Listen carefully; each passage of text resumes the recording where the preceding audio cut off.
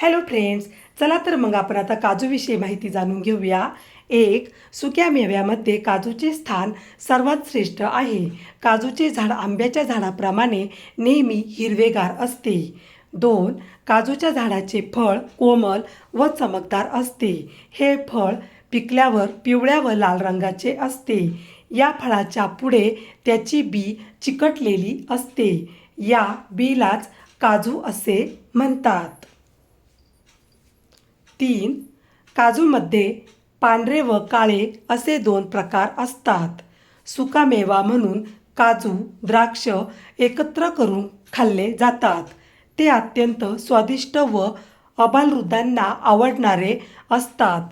काजूची पिकलेली फळे खाण्यासाठी वापरली जातात. त्याचे पिकलेले फळ नळविकारनाशक असते. काजूच्या सुक्या बिया साखरेच्या पाकात घालून त्याची चिक्की बनविण्यात येते.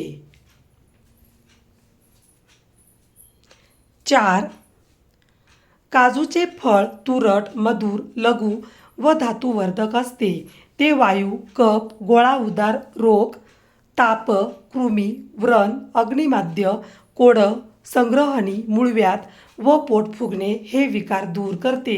याशिवाय हे फळ वातनाशक, भुकेसाठी उत्तम व हृदयासाठी हितकारी असते. हृदयाच्या दुर्बलतेवर व स्मरणशक्तीच्या क्षीणतेवर काजू अत्यंत गुणकारी असतात. 5, काजूच्या बीमधून पिवळ्या रंगाचे तेल निघते. ते तेल पौष्टिक व ऑलिव्हच्या तेलापेक्षा अधिक गुणकारी व श्रेष्ठ असते.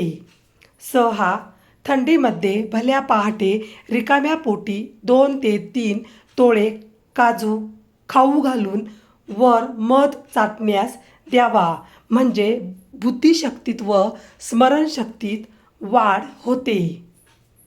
7, काळ्या मनुका किंवा ताज्या द्राक्षांबरोबर 2 ते 3 तोळे काजू खाल्ल्याने अजीर्ण किंवा उष्णतेने उत्पन्न झालेला मलावरोध दूर होतो.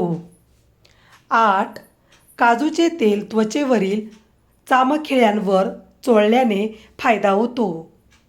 तसेच पायांना पडलेल्या भेगांवर काजूच्या तेलाचे मालिश केल्याने फायदा होतो.